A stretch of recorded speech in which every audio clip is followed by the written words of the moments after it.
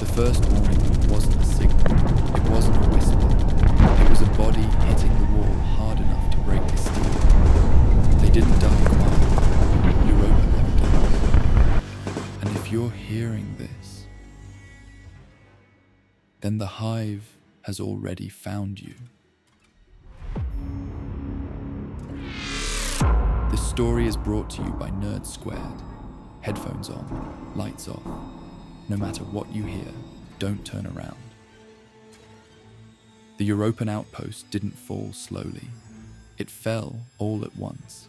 A blast ripped through the central corridor, throwing 3 crew members into the air like broken dolls. Gunfire snapped through the smoke. Something fast, something wrong, darted across the ceiling, tearing into armor like it was cloth. A man screamed. Then the scream cut off, as if a hand closed around his throat in the dark. Another explosion. A metal door tore off its hinges. Something slammed against the camera, cracking the lens. Static swallowed the hallway. And then silence. Everything stopped. The alarms, the gunfire, the screams, all of it gone. Only the soft hiss of Europa's frozen air filtered through the broken chamber. And beneath that, a breath. Not human. Slow, wet, curious. As if something was leaning close to the microphone and smelling the fear behind it. Rhea watched the feed. Her hands shook. Something inside the collapsing outpost whispered a single word. Closer.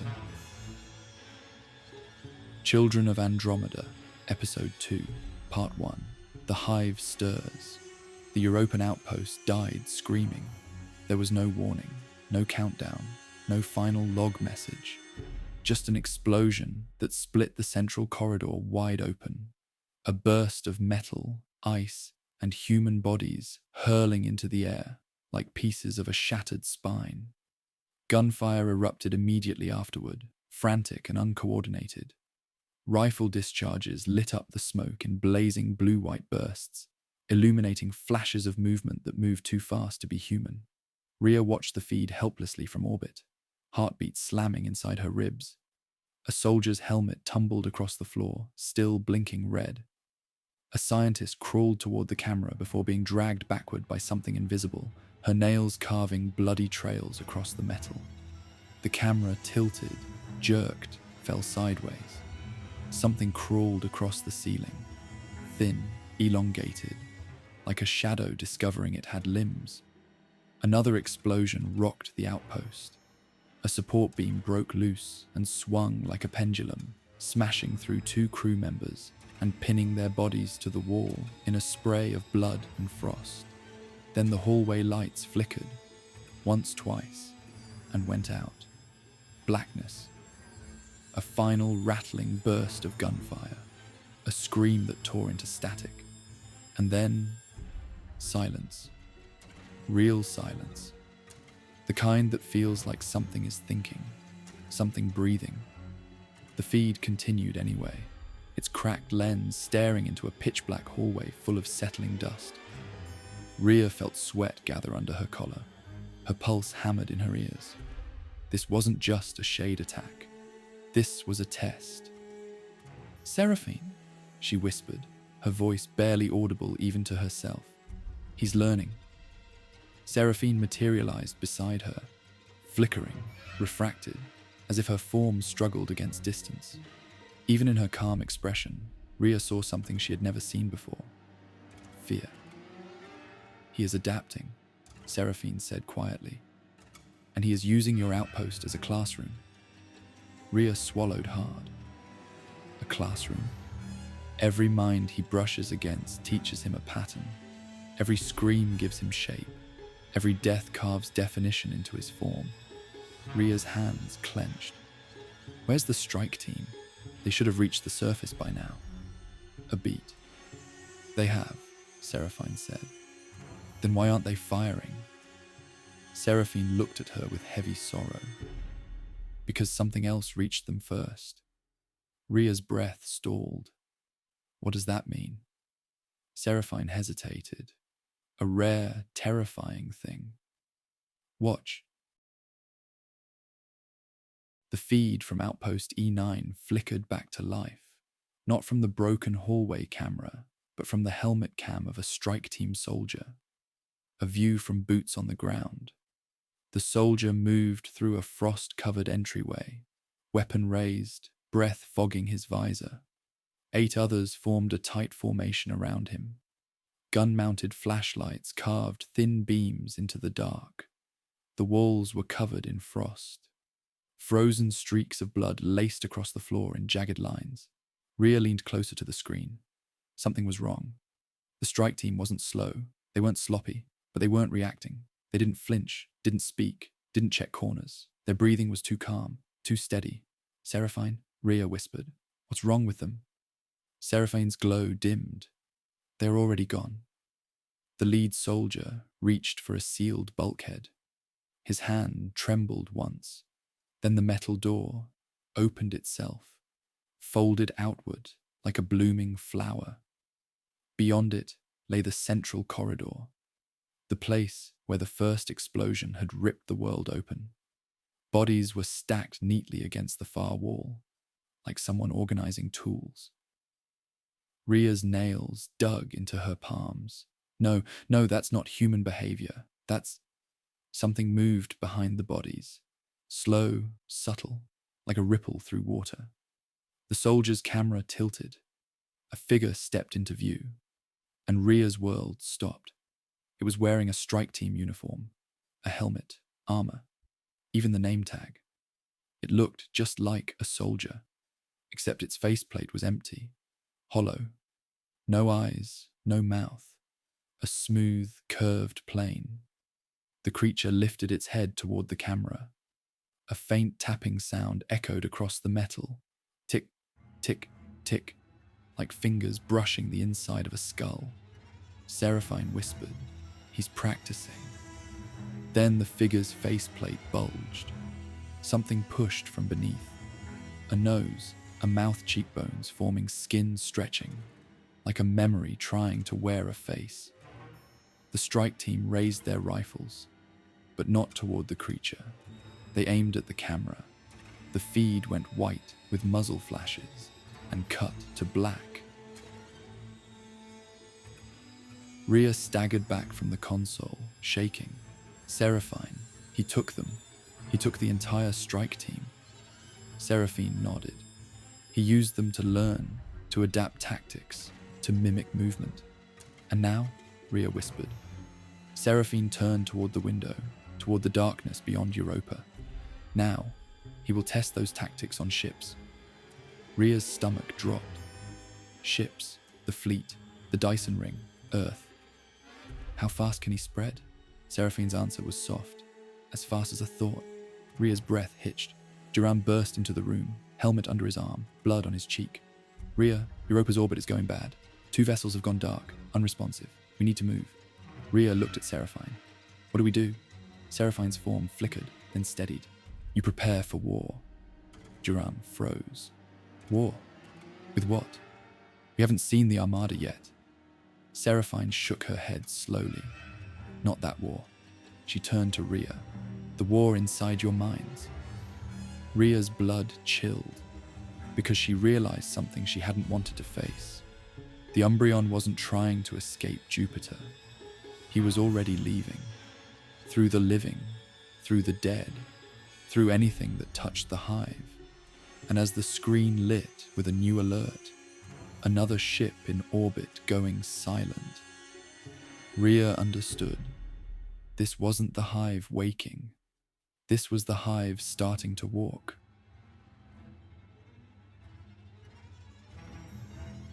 Children of Andromeda, Episode 2, Part 2, The Spread. The shuttle hadn't even cleared Europa's gravity well when the first ship went dark. Rhea felt it before the alert sounded. A sharp spike of pressure behind her eyes. A cold pulse that rolled down her spine like someone dragging a fingernail along her thoughts. She gripped the armrest. Something just died, she whispered. Duran checked the tactical feed as the map flickered red. Not something, he muttered. A ship. The comms officer turned pale. Atlas 9 is offline. No signal, no beacon, no life signs. Kasim leaned forward. That's the mining carrier that sent the warning. Rhea nodded slowly, and the one we saw the Shade crawl into, the shuttle jolted violently as it broke into orbit. The stars tilted. Debris drifted past, chunks of metal, frozen blood, shattered glass. And then they saw it. The ruined mining carrier. Atlas 9, floating in silence. A quarter of the hull was gone, melted outward as if the metal had been liquefied from within. Electrical arcs crawled across open decks. Loose tools drifted, turning end over end. Bodies drifted too, some intact, some folded inward like paper crushed in a fist, some with faces missing, skulls hollowed out as if something had scooped the mind clean. Kasim swallowed hard. Mother of God! The pilot's hands shook on the throttle. There's movement inside the carrier. Rhea's stomach tightened. Show us. The shuttle's floodlights swept across the broken metal and caught something crawling along the carrier's spine.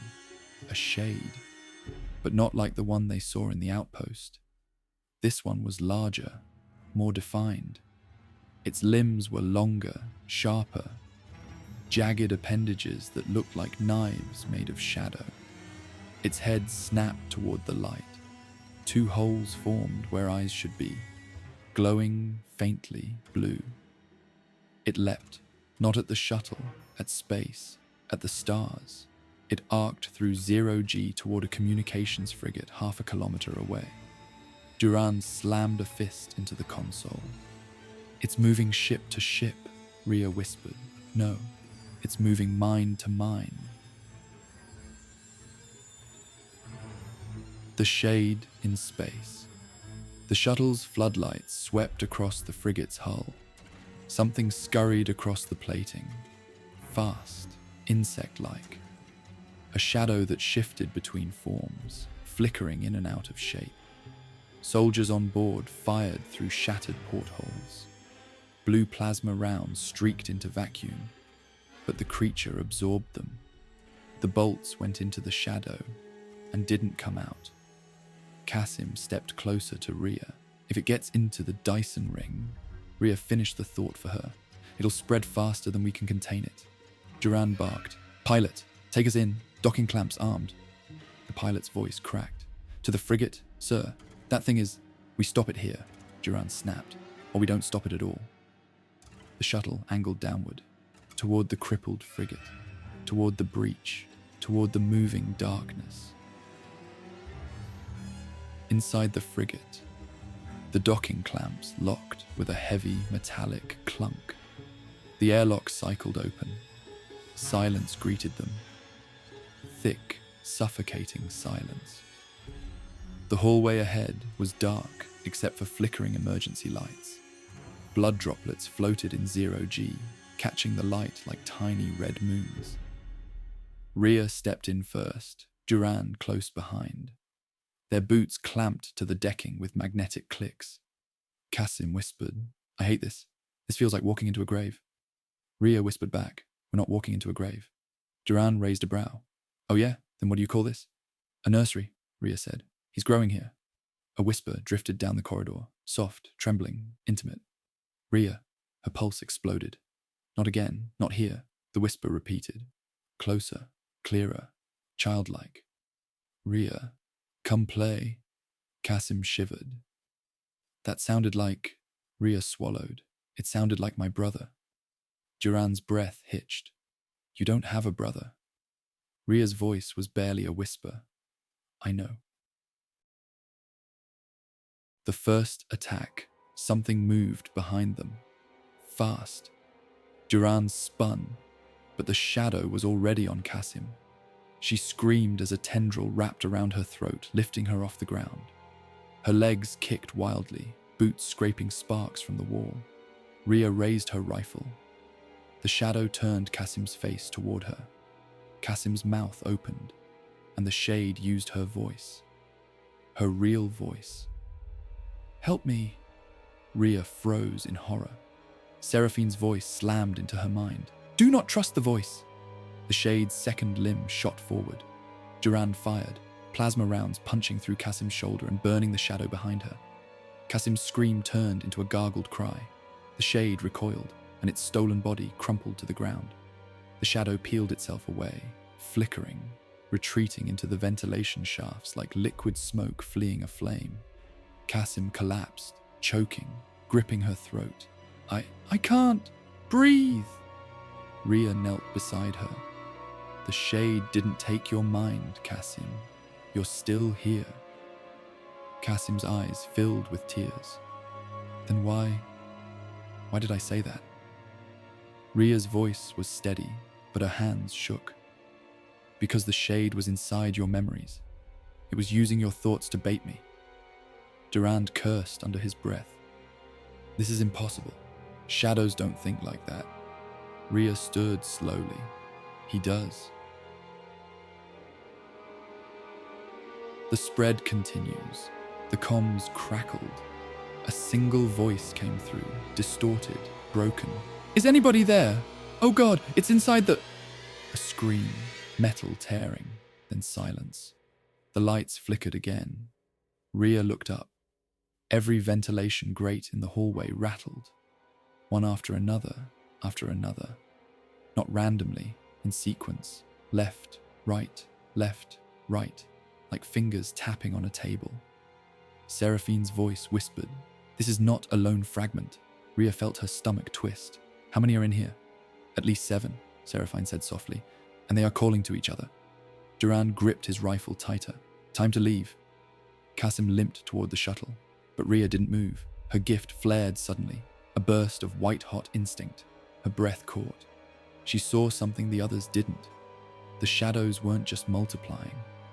They were forming a pattern, a funnel, a shape, a gathering. Durand, Rhea whispered. Yes, we need to run. The shadows pooled in the center of the hallway, converging, coiling, rising, like a single shape assembling itself out of 7 broken ones. A towering silhouette formed, humanoid, but stretched, wrong, too long. A dozen eyes opened across its torso, blinking one by one. A mouth carved itself into its chest, and it smiled. Rhea, it whispered in 7 layered voices. I remember you. Rhea stepped back. Her lungs forgot how to breathe. Durand whispered, what the hell is that? Seraphine answered, an aggregate. A what? A hive-formed body. A proto-avatar. He used to create them by the thousands. Rhea whispered, what does it want? The creature's eyes all locked onto her. Its mouth stretched wide, revealing rows of jagged, fluid teeth. You're mine.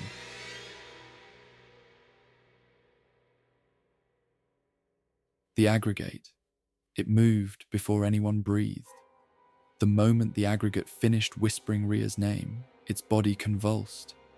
Liquid shadows snapping into hardened edges, and it launched itself forward like a spear of living night. Rhea dove aside as the creature slammed into the wall where she'd been standing. Metal screamed. The wall bent inward like soft clay. Durand fired a full plasma burst into its flank, but the creature didn't react. The bolts vanished into its body, as if swallowed.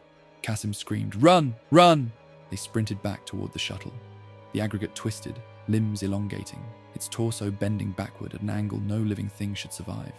Then it scuttled after them, tall as a man 1 second, spreading across the walls like spilled ink the next.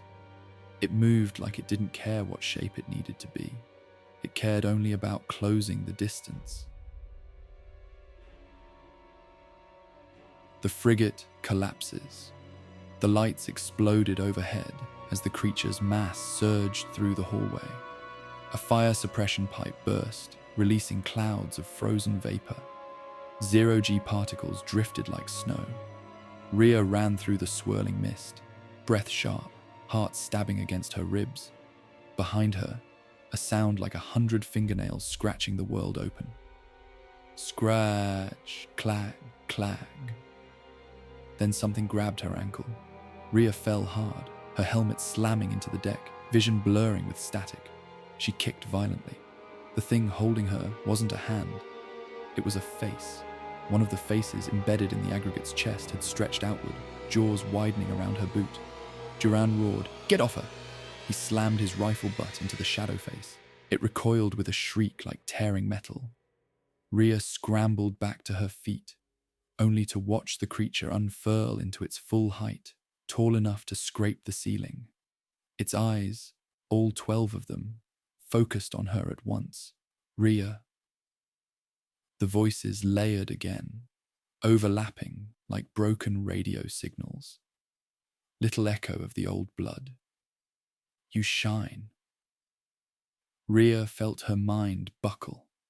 It wasn't talking to her ears. It was talking to her thoughts. The mental assault. The creature raised one limb. Not a blade, not a claw. A tendril of black mist. It drifted toward her. Slow, gentle, tender, as if offering a kiss. The moment it touched her forehead, Rhea's vision detonated. A flash of stars collapsing. A chorus of minds screaming in union. A sky full of burning worlds. A great shadow swallowing a fleet. A voice saying, "I built you to kneel." Rhea screamed. Her knees buckled. Her fingers clawed the floor. The creature leaned closer, eyes widening, mouth splitting hungrily. And the psychic pressure crushed against her skull like a planet falling. She heard Seraphine's voice in a distant echo, panicked. "Rhea, push back, your gift, use it." But Rhea couldn't breathe. She couldn't think. She could only feel the hive trying to drag her inside itself, trying to make her adore. Her heartbeat thundered. Her vision blurred. Her mind cracked. And then something inside her snapped. The gift ignites. It wasn't pain. It wasn't fear. It was memory. Not hers, but her ancestors. A battlefield made of metal and light. 7 minds standing together. A chorus of thought. A wave of unified will crashing against a cosmic monster. A single command, hold. Rhea's gift roared awake. Her eyes burned with blue-white fire. Her mind lit with sound. Thousands of notes ringing together. And the psychic tether between her and the aggregate broke, violently. The force blasted outward in a pulse so strong it shook the entire corridor. The aggregate screamed, its limbs convulsed. Its eyes burst into clouds of dark vapor. A shockwave of psychic light erupted from Rhea's chest, rippling across the hallway, tearing through the creature, shredding shadow into static. Durand and Kasim slammed into the walls from the force. The aggregate staggered. For the first time, it looked afraid. Rhea rose slowly, head pounding, breath trembling, gift still glowing like a star trapped in bone. Her voice was low. "Stay out of my mind," the creature hissed. An unholy chorus. "You are the doorway!" Then it lunged again. The escape. Durand yelled, "Go!" They sprinted down the corridors as the aggregate collapsed into dozens of smaller fragments, each one skittering across the ceiling like spiders made of shadow. They were no longer a single entity. They were a swarm. Rhea felt their minds clawing at hers, not trying to break in, but trying to learn, trying to copy the shape of her gift, trying to adapt, trying to evolve. Kasim reached the airlock first. She slammed her hand against the keypad. The door slid open, and they threw themselves inside. Durand hit the emergency release. The outer hatch sealed, the airlock depressurized, the shuttle detached. Just as the aggregate slammed into the other side of the airlock window, dozens of faces pressed against the glass, all whispering Rhea's name.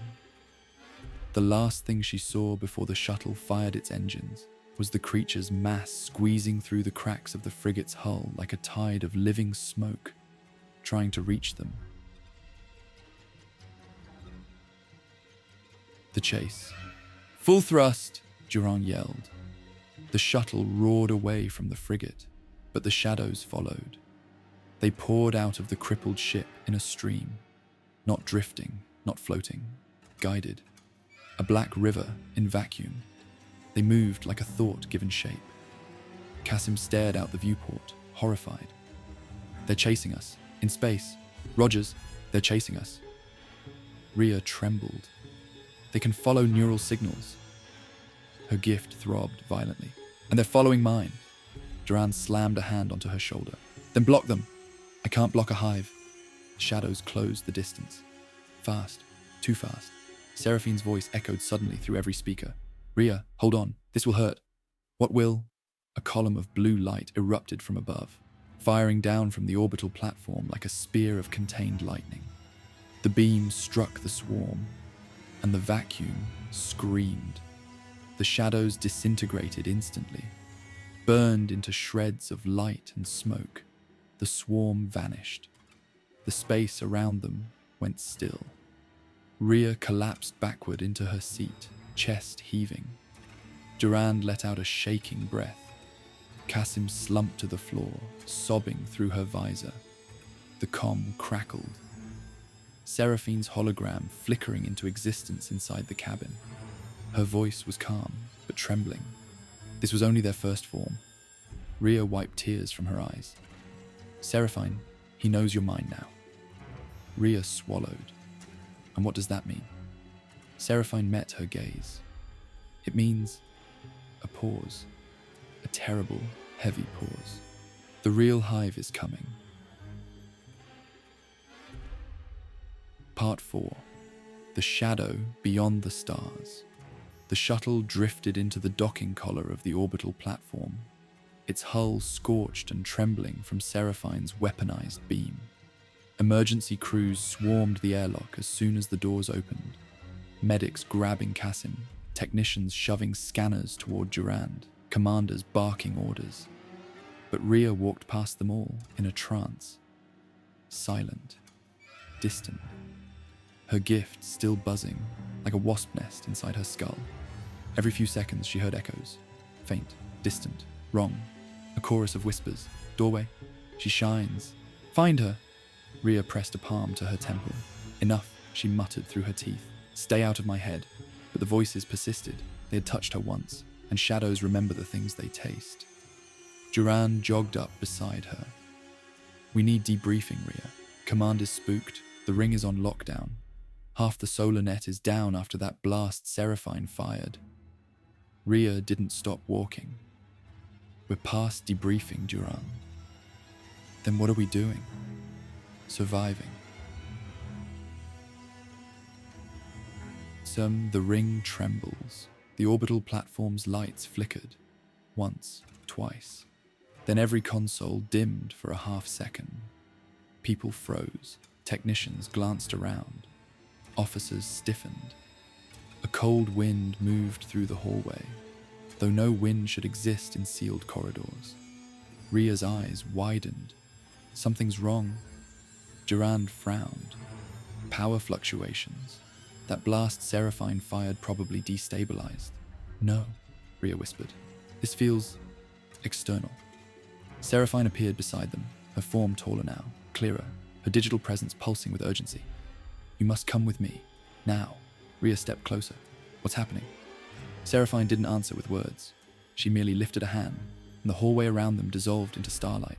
They stood suddenly inside the Dyson Ring's outer observation sphere. A full panoramic view of the solar system stretched before them. Jupiter burned below, its corpse storm still swirling faintly. The exposed ancient megastructure gleaming like a wound of metal and bone.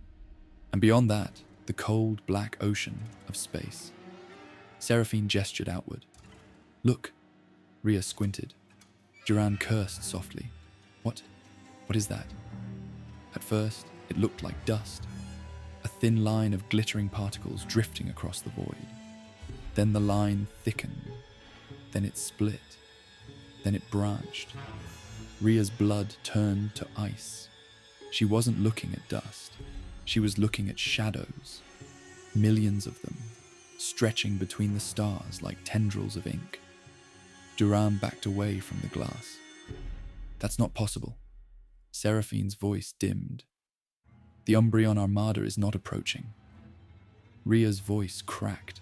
Then what am I looking at? Seraphine turned her luminous eyes toward her.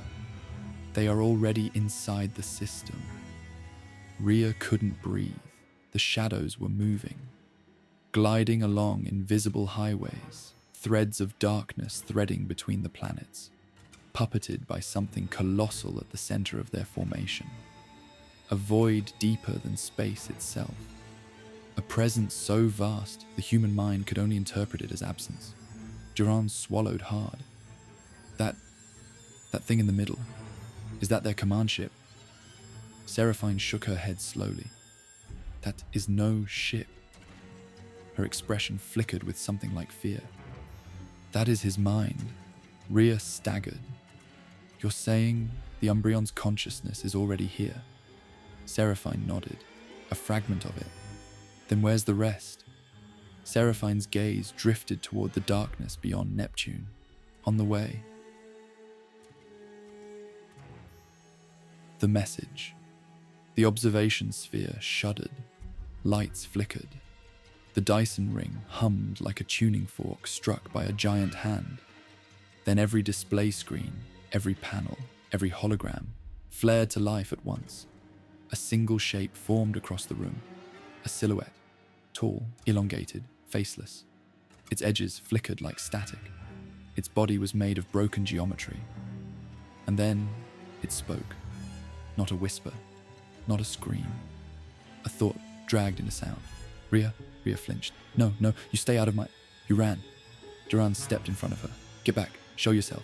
I swear to God. The shadow ignored him. Every screen changed. New images, impossible images. Burning cities, falling ships. Humanity's fleet breaking like glass under waves of living darkness. Then the shadow spoke again. You are the doorway. You woke the seed. Rhea shook her head violently. I didn't do anything. You remembered. Seraphine stepped forward, her form brightening to a dangerous intensity. Enough. The shadow tilted its faceless head.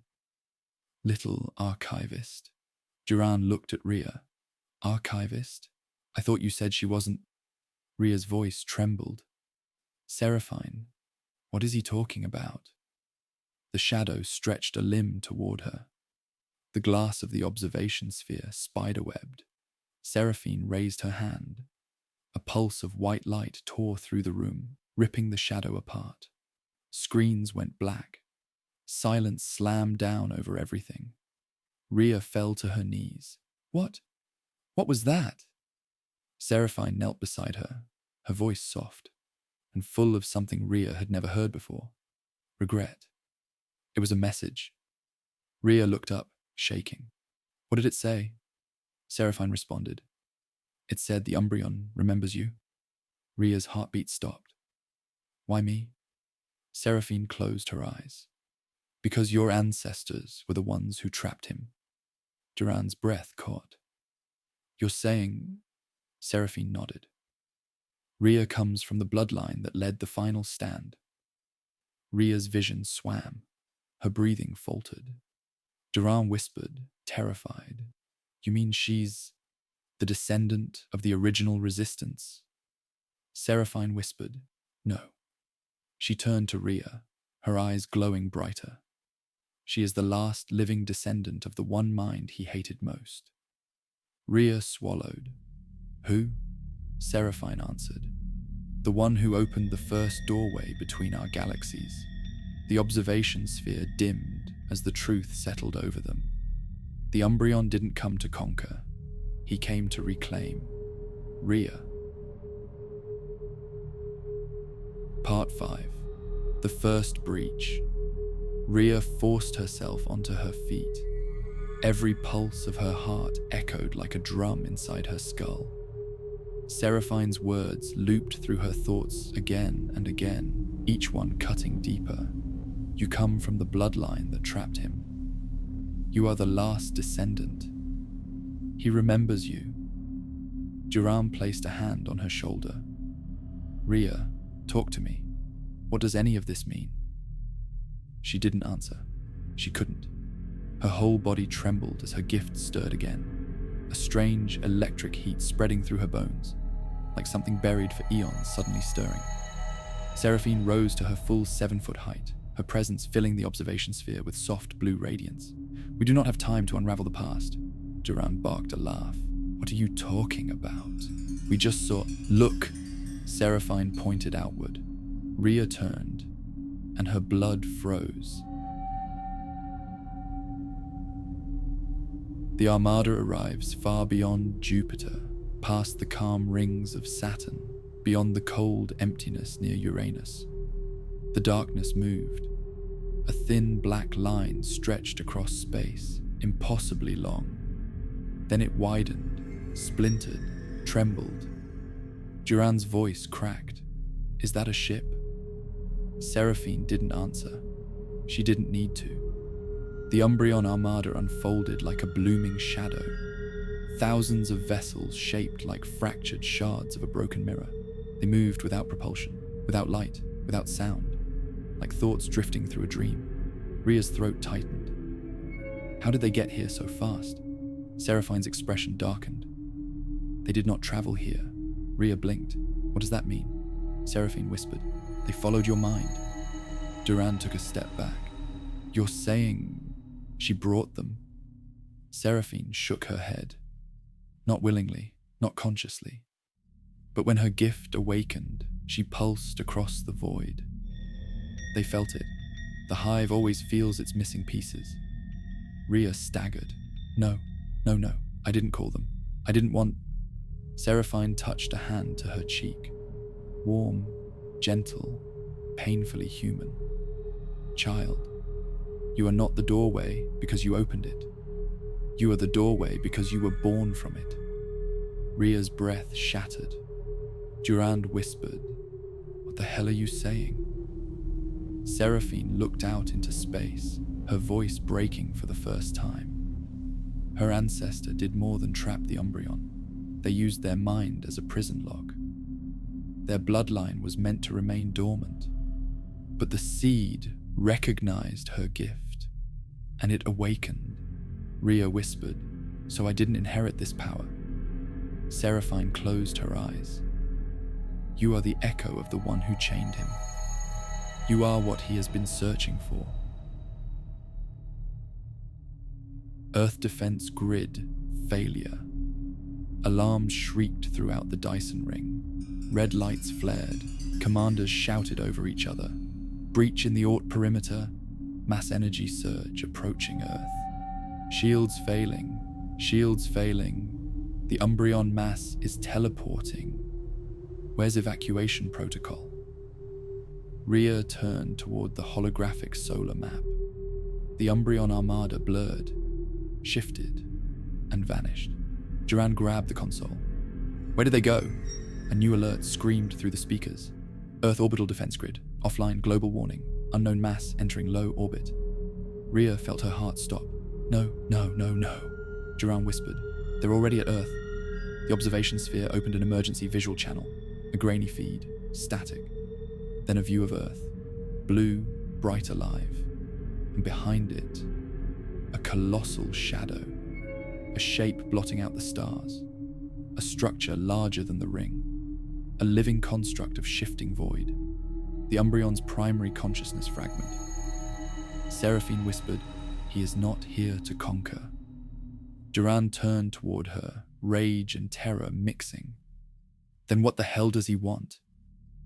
Seraphine's eyes flickered. Sorrow etched into her perfect face. He wants what was taken from him. Rhea shook her head violently. I didn't take anything. Seraphine touched her hand. Child, your ancestor did. The Umbreon wants the mind that locked him away. Duran's voice broke, but that was thousands of years ago. That person is... Seraphine looked at Rhea. Reborn. You've just heard episode 2 of Children of Andromeda. The Hive has awakened, and its shadow has fallen across our system. If you felt something watching you while you listened, you're not wrong. Longer pause, soft static. This story is brought to you by Nurd Squared. New transmissions are on the way, and episode 3 is already moving through the dark. Be ready for the fall of the ring, and until then, don't answer if the shadows call your name.